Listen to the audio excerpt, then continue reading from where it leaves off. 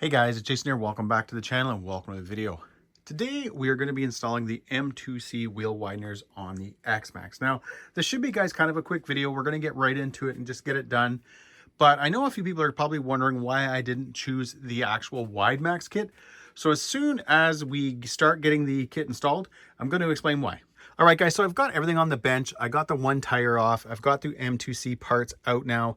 And I just want to kind of quickly go over a few things. So the advantage to the M2C kit over something like the standard X-Maxx kit is it is not as wide.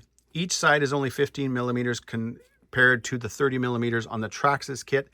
But one of the other things, guys, I liked was I get to keep kind of all my stock bits. I don't have to worry about replacing the actual aluminum turnbuckles right here or any of that kind of fun stuff. So I kind of stuck with this kit for a reason. Plus, again, guys, overall, I didn't want that width that the WideMax kit gives. I just wanted a little bit more width, and that's what this kit will provide. Now, as I got everything out, my little Stanley cups, that's what I'm calling them. This is the little jig, the little fixture that comes with the kit that you use to drill out your stock hexes. Now, in anything I've watched, even the M2C video itself, they're drilling out a plastic one. Now, aluminum is a soft metal. It's not the hardest of metals by any means. It's not like steel or anything like that. So I don't think it'll be a problem. But I was going through my stuff and I did find these ones. I think these are from my last X-Maxx because I had slightly wider hexes on that truck. I may drill this one out first just to see how it is. You kind of do one side at a time. So you come in here, boop, pop this out, turn it 180 degrees, put it in again. So I may try, guys, and actually I'm going to drill this one out first, then we'll kind of mount everything up and just make sure everything's good. Make sure that the pin slides in nice and straight and all that kind of fun stuff. And then we'll get to doing the blue one and the rest of them. All right, guys, so I've gone ahead and drilled out the hex, and I'm going to say a few things. One, no, it was not a lot of fun. And two, if you're wondering why there's 4 holes, no, I did not make a mistake. Well, I did, but not the mistake you're thinking. So I originally, guys, had put it in the fixture and I drilled through, got through, not a lot of fun, but again, I did get through it. When I got the hex out, what I think I did was, besides from turning it the 180 degrees, I had also did this. Now, when you look at this little fixture and you actually look at the axle, guys, and I'll bring you down to take a better look at it in a quick second. I'm gonna bring this right now up to the camera so that you guys can see what I mean. So here, you can see that it's kind of like thinner on this side. So you can see it's heavy material, a little bit there. Now, if we turn this 180 degrees, you now see that the hole is closer to the bottom. Okay, so again, thick, thin, 180 degrees, thin, thick. Now, obviously, when you put the pin in, the pin did not go in. And I was kind of confused by that. I thought, okay, why did they make the fixture that way? Because you would have just thought it would drop in, drill in the center, and you would be good to go.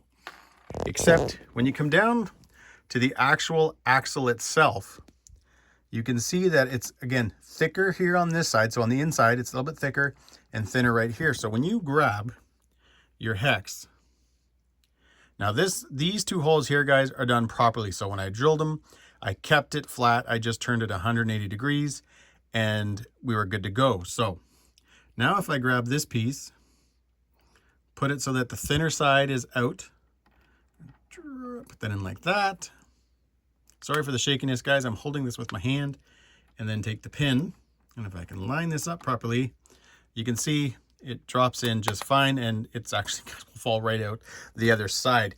So a bit of a pain in the butt, guys, but it does work. So just know that if you're keeping your aluminum hexes and you're sticking with kind of the Traxxas setup in the beginning, just make sure that, again, when you're drilling these things out, guys, so you put them in here, that you drill, you do your best job, hold the drill as, you know, as straight like this as you can, like this. But when you take this out, just turn it to 180 degrees and then put it back in. Make sure you don't flip it, because if you flip it, you're going to have the wrong size holes. So again, this was the red one, guys. This was one I just thought I'd use, and it was a good thing I did because I did make a mistake. Now, obviously, guys, losing that little bit extra material doesn't make much of a difference. It's not going to ruin this aluminum hex. I mean, heck, you have a stock plastic one on an X-Maxx, and that works pretty good. But either way, guys, I just wanted to show you that because, again, it's something that you need to know. So again, drill, turn 180 degrees, put it back down. Don't accidentally do that. All right, guys, so I've gone ahead and drilled out the blue one. Now I'm going to do my best to show you guys. Here you go. Rotate it 180 degrees. Everything looks good. I'm going to take the pin just to show you guys that everything lines up nice and good. Put it in. Slides across, no problem. Now, what I did, guys, this time around, I used the vise. So when M2C, again, guys, did this video, I'm assuming he wanted people to be drilling through plastic. And they had kind of the way he had done it, he had this thing kind of sitting flat on the counter, palm down, and you drilled it out.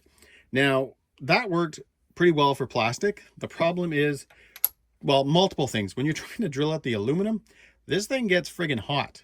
And it gets hot on your hand.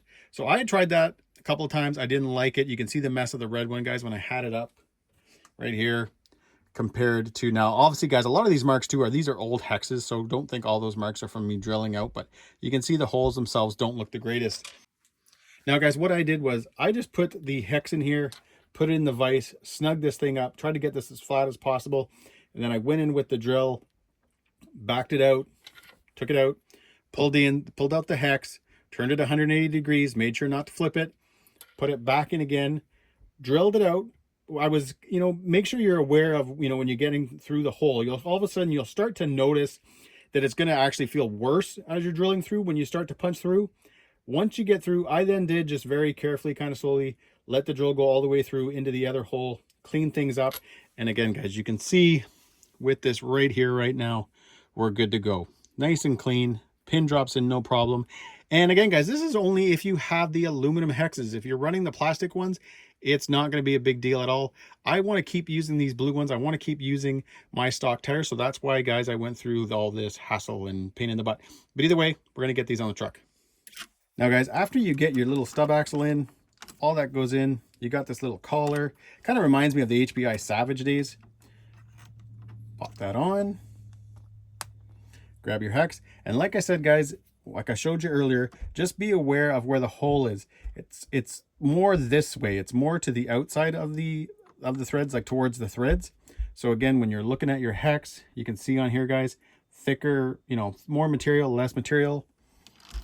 Put this on. Grab your pin. Now at this point, I'm going to just kind of flush things up. I'm going to turn this so it doesn't pull out. And then all you got to do, snug this up. Now, guys, I will obviously, right after I'm done kind of doing this video, or this part of the video, I'm going to back this thing off. I'm going to throw some Loctite on there. I'm just going to spend a little bit more time, make sure that pin's nice and centered. I was kind of wondering in the beginning why they chose to drill on top of this right here, because obviously you're kind of coming down into that point. But I can, now that I look at it, and the more I look at it, there's a lot less material on the flats. So if they had used the pin here, it would be a lot smaller of a pin and a lot less material to hold on to. So by going with these kind of the little kind of roofs sort of thing, the little angles, you get a lot more pin. So you get a lot more material to hold on to, and the pin itself, guys, can be bigger. So definitely, guys, like the way this is. But we're going to go ahead and throw a tire on.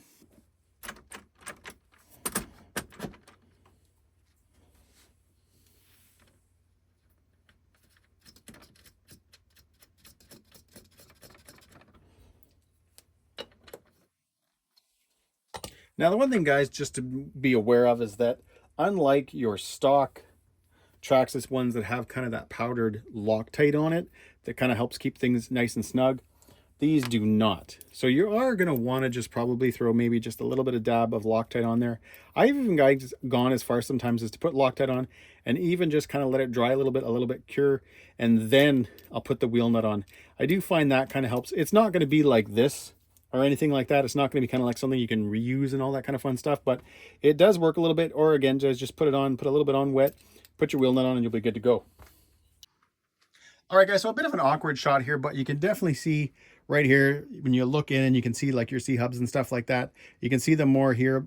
I like that look. I like the fact now that you can see a little bit more of that blue aluminum. Just, I don't know, I like that effect, but it's not crazy wide. So again, if I'd gone with something like the Traxxas Wideners kit, guys, it would be another 15 millimeters wider each side, 60 overall, where the M2C kit is 30 millimeters wide overall, 15 aside. But now, guys, what I'm going to do is I'm going to go ahead and install the other 3, get the tires on, and we're going to get to see how this thing looks. All right, guys, so I've gone ahead. I've got the other 3 now all melted up. You know, what's kind of a shame is that when you get them installed, when you get the Wideners actually installed in between the rear hub carriers, steering blocks, and all that kind of stuff, you don't actually get to see much of them. The only thing that sticks out now is the actual thread part for the wheel nut. But definitely, guys, a good looking part. Liking the look. Can't wait to get the tires on and see how just that little bit of width, that 15 millimeters aside, is going to add to just kind of giving this truck a little bit more of an aggressive look.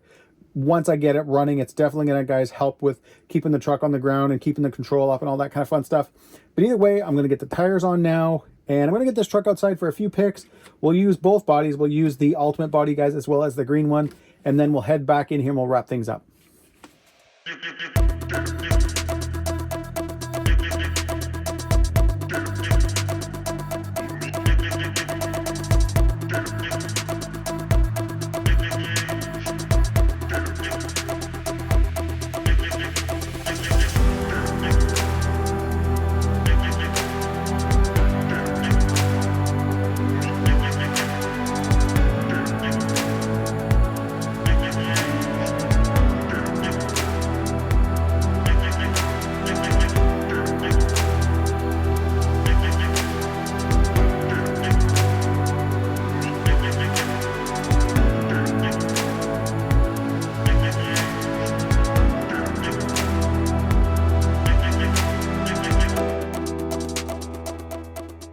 All right, guys, there you have it. The M2C wheel Wideners installed on the X-Maxx Ultimate. Definitely like the look of this truck. I know it's kind of hard to get an idea with the pictures and stuff, and even just seeing it sitting here right now, but it just doesn't have that crazy width of an actual Widemax kit. It's not like an XRT or anything like that. And I've always liked the stock look of an X-Maxx. I just wanted a little bit more width on this truck. Nothing crazy. And I really do, guys, feel like the 15 millimeters is kind of a perfect spot. It is a kind of perfect sort of balance between keeping the X-Maxx looking like an X-Maxx, but also giving you that extra width for stability and looks and all that kind of fun stuff. Very, very happy with how this turned out.